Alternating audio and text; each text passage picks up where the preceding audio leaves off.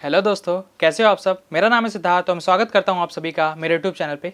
तो आज हम बात करने वाले हैं बीएस सीरीज नंबर के बारे में। बीएस सीरीज नंबर क्या होता है, इसका लॉन्च करने का पर्पस क्या था, कौन लोग इसके लिए एलिजिबल हैं, कौन लोग इसके लिए अप्लाई कर सकते हैं और इसमें कितना रोड टैक्स हमें देना पड़ता है, इसके बारे में हम आज इस वीडियो में बात करेंगे। तो इस वीडियो में आगे बढ़ने से पहले इस वीडियो को लाइक कर दें, चैनल को सब्सक्राइब कर दें और ज़्यादा से ज़्यादा शेयर करें। तो चलिए बात करते हैं बीएस सीरीज नंबर के बारे में। तो बीएस सीरीज नंबर क्या होता है। BS series basically Bharat series number होता है जो कि 20th अमेंडमेंट रूल के अंदर पे लॉन्च किया गया था मॉर्थ के द्वारा। मॉर्थ होता है ministry of road transport and highways.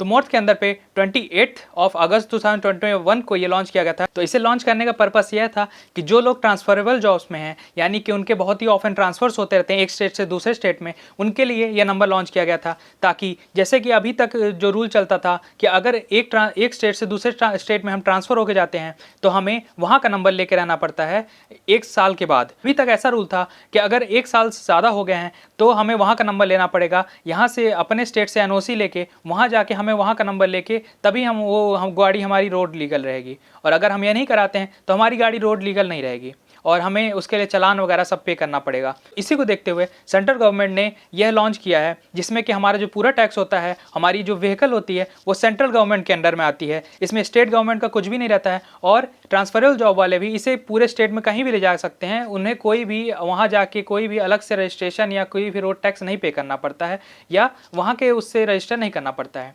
क्योंकि ये पूरे सेंट्रल गवर्नमेंट के अंदर आता है और इसे पूरे भारत में कहीं भी ले जा सकते हैं। तो अब हम बात करेंगे कि कौन कौन इस नंबर के लिए एलिजिबल हैं और कौन कौन यह नंबर ले सकते हैं। तो यह नंबर सभी नहीं ले सकते हैं, यह नंबर केवल वही ले सकते हैं जो कि सेंट्रल गवर्नमेंट के एम्प्लॉई हैं, सेंट्रल गवर्नमेंट की नौकरी कर रहे हैं, या तो फिर ऐसे प्राइवेट एम्प्लॉय जिनकी कंपनी इंडिया में 4 स्टेट या उससे ज़्यादा है, तो ये लोग अप्लाई कर सकते हैं। या तो डिफेंस में जो काम डिफेंस वाले हैं वो इसे अप्लाई कर सकते हैं। जो सेंट्रल गवर्नमेंट के एम्प्लॉय हैं वो अपने आई कार्ड को देके या नंबर को ले सकते हैं। और जो प्राइवेट एम्प्लॉयज़ हैं वो फॉर्म 60 आता है जो कि मॉर्थ की साइट से आप डाउनलोड कर सकते हैं। उस फॉर्म 60 में आप अपने एचआर का सिग्नेचर और जो डिटेल्स हैं उसे फिल करके और आप इसे आरटीओ में जमा करके और अपना बीएस सीरीज नंबर ले सकते हैं। तो अब हम बात करेंगे कि बीएस सीरीज नंबर के अंडर में टैक्स कैसे कैलकुलेट किया जाता है। तो जैसे कि पहले हर स्टेट का डिफरेंट टैक्स होता था कि किसी स्टेट में टैक्स ज़्यादा होता था, किसी स्टेट में टैक्स कम होता था, लेकिन बीएस सीरीज में ऐसा नहीं है। बीएस सीरीज में पैन इंडिया मतलब पूरे भारत में अगर आप कहीं भी यह बीएस सीरीज नंबर लेते हैं तो आपको एक ही टैक्स देना पड़ेगा जो कि सेंट्रल गवर्नमेंट ने डिसाइड किया है। तो सेंट्रल गवर्नमेंट का टैक्स ऐसे डिसाइडेड है कि अगर आपकी गाड़ी 10 लाख से कम की है तो आपको 8% टैक्स देना पड़ेगा। अगर आपकी गाड़ी 10 लाख से ज़्यादा की है तो आपको 10% टैक्स देना पड़ेगा। और अगर आपकी गाड़ी 20 लाख से ऊपर की है तो आपको 12% टैक्स देना पड़ेगा। इसमें ये सिर्फ पेट्रोल का है। अगर डीजल वाले हैं तो डीजल वालों को 2% एक्स्ट्रा टैक्स देना पड़ेगा और अगर इलेक्ट्रिक वाले हैं तो उनको 2% टैक्स कम देना पड़ेगा। तो ये है फिक्स्ड टैक्स जो कि हम सेंट्रल गवर्नमेंट को पे करते हैं अगर हम बीएस सीरीज नंबर लेते हैं। तो बीएस सीरीज नंबर के बारे में हम आगे बात करेंगे कि बीएस सीरीज नंबर कैलकुलेट कैसे किया जाता है। तो बीएस सीरीज नंबर हमारा जो एक्स शोरूम प्राइस होता है उसके ऊपर नहीं कैलकुलेट किया जाता है। लोगों को बहुत ही कंफ्यूजन होता है कि बीएस सीरीज नंबर जो होता है एक्स शोरूम प्राइस पे कैलकुलेट किया जाता है। नहीं, ऐसा नहीं है। बीएस सीरीज नंबर जो होता है वो हमारे इनवॉइस प्राइस पे जो होता है कैलकुलेट किया जाता है। मतलब कि बिना ये हमारा टैक्स, बिना जीएसटी, बिना ये सेस जो गवर्नमेंट लगाती है उसके बिना ही ये टैक्स होता है वो कैलकुलेट किया जाता है। पहले हमारा स्टेट टैक्स था वो हमें पूरा 15 साल का एक साथ देना पड़ता था जो कि बहुत ही ज़्यादा पड़ जाता था एक साथ देने में। लेकिन बीएस सीरीज नंबर के साथ ऐसा नहीं है। आपको सिर्फ 2 साल का टैक्स एक बार में देना पड़ेगा और हर 2 साल में आपको उसे पे करना पड़ेगा। और उसके बाद 14 साल के बाद जैसे कि आप 7 बार देंगे तो आपका 14 साल का हो गया। उसके बाद फिर आपका एक साल का फिर लगने लग जाएगा। तो जब तक आप गाड़ी रखेंगे तब तक आप फिर ऐसे एक साल का पे करते रहेंगे। अब हम देखेंगे कि बीएस सीरीज में टैक्स को कैलकुलेट कैसे किया जाता है। तो जैसे कि अगर आपकी गाड़ी का प्राइस 10 लाख से अंडर है तो उस पर आपका जितना टैक्स लग जाता है उससे आप इंटू करेंगे 2.5 डिवाइडेड बाई 15। ये आपका 2 साल का टैक्स निकल के आ जाएगा कि 2 साल को आपको इतना टैक्स देना पड़ेगा।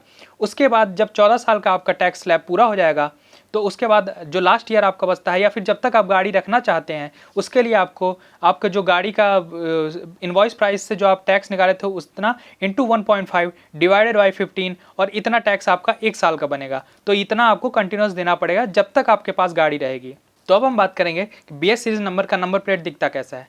तो बीएस सीरीज नंबर का नंबर प्लेट ऐसा दिखता है और इसमें जो सबसे पहले न्यूमेरिकल्स होते हैं वो होते हैं वाई जो कि होते हैं ईयर। अगर हम 2023 की गाड़ी लेते हैं तो वो यहाँ पे लिखा रहेगा 23 उसके बाद लिखा होता है BH मतलब भारत, उसके बाद कोई 4 रैंडम जनरेटेड नंबर होते हैं, ये इसमें है कोई भी चॉइस नंबर का आपको ऑप्शन नहीं मिलता है, मतलब कि आप कोई चॉइस नंबर नहीं ले सकते हैं, जो भी रैंडम जनरेटेड नंबर रहेगा वही आपको लेना पड़ेगा। और इसके बाद होते हैं एक कोई अंग्रेजी के लेटर होंगे, जैसे कि ABCD, वो जब खत्म हो जाएगा तो AA BBCC ऐसे करके ये आपका चालू हो जाएगा। तो ये होता है आपका BS सीरीज़ नंबर। अब हम बात करेंगे कि इसके एडवांटेजेस क्या हैं, डिसएडवांटेजेस क्या हैं। तो अभी रफली मैं बता देता हूँ आपको इसके एडवांटेजेस और डिसएडवांटेज, क्योंकि वीडियो बहुत ज़्यादा लंबी बन जाएगी। तो नॉर्मली अगर मैं आपको बताऊँ तो इसमें एडवांटेजेस ये हैं कि आपको एक साथ 15 साल का टैक्स नहीं पे करना पड़ता है। जैसे कि आपका अगर बजट कम है, आप गाड़ी खरीद रहे हैं, तो इसमें आपको सिर्फ 2 साल का टैक्स पे करना पड़ेगा। और उसके बाद होता है कि आपको शायद अगर आपकी गाड़ी कम स्लैब में आती है तो आपको शायद कम टैक्स पे करना पड़े जितना आप पहले पे कर रहे थे, अगर आपकी गाड़ी का टैक्स इनवॉइस प्राइस पे होता है तो। और इसका एडवांटेज ये भी है कि अगर आप किसी दूसरे स्टेट में जाते हैं तो पुलिस वाले आपको रोक कर, ट्रैफिक पुलिस वाले आपको रोक कर बार बार आपसे पूछेंगे नहीं कि कहाँ से कैसे गाड़ी। तो इसमें फिर थोड़ा ये भी रहता है कि आप पूरे भारत में आराम से घूम सकते हैं, और लोग इसे देखकर एक बार आपको ज़रूर पूछेंगे कि नंबर कैसा है, क्योंकि बहुत लोग इसके अभी तक नहीं जानते इसके बारे में। तो यही मतलब इसके एडवांटेजेस हैं। और तो इसके डिसएडवांटेजेस के बारे में बात करेंगे तो अभी तक बहुत लोग RTOs इसके बारे में नहीं जानते हैं, ये इसका एक डिसएडवांटेज है, क्योंकि बहुत सारे RTOs में ऐसा होता है कि हमें BS सीरीज़ नंबर नहीं मिल पाता है। बहुत सारे जो हमारे शोरूम्स वगैरह होते हैं वो हमारा जो टैक्स कैलकुलेट करते हैं वो इनवॉइस प्राइस की जगह एक्स शोरूम प्राइस पे कैलकुलेट करते हैं, जिससे कि बहुत ज़्यादा टैक्स देना पड़ता है। तो इससे क्या होता है कि जितना हम स्टेट को टैक्स देते हैं उससे बहुत ज़्यादा टैक्स हमें पे करना पड़ता है।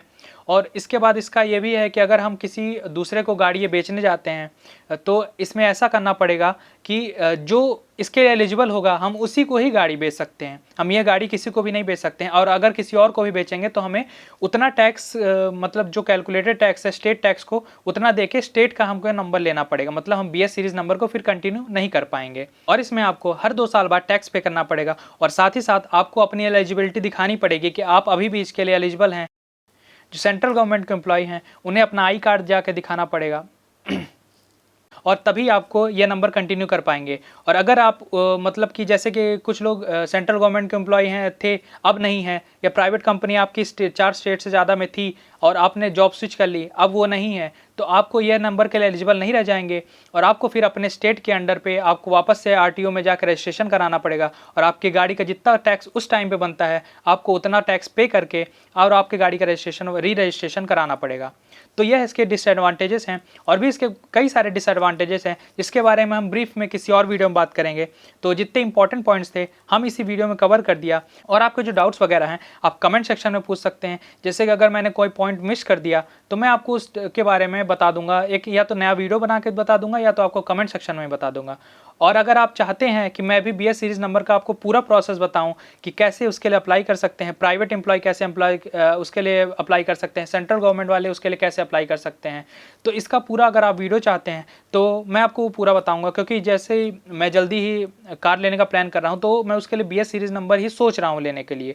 तो अगर मैं लेता हूं तो उसका पूरा वीडियो आपको बना के दिखाऊंगा कि कैसे लोग अप्लाई कर सकते हैं। जिनको भी कन्फ्यूज़न होगी तो उससे आप रेफरेंस कर सकते हैं कि इसके लिए ऐसे अप्लाई किया जाता है, इसमें क्या क्या दिक्कतें आती हैं, क्या क्या आपको सही पड़ता है, तो वो आप देख सकते हैं। और जो भी होगा मैं उसके लिए आपको अपडेट करता रहूँगा कि इसके लिए आपको क्या क्या इंपॉर्टेंट है। इस वीडियो में बने रहने के लिए धन्यवाद, और इस वीडियो को ज़्यादा से ज़्यादा शेयर करें ताकि ज़्यादा से ज़्यादा लोगों को BS सीरीज़ नंबर के बारे में पता चले। चैनल को सब्सक्राइब कर दें और वीडियो को लाइक कर दें। मिलते हैं अगले वीडियो में, तब तक के लिए बाय बाय।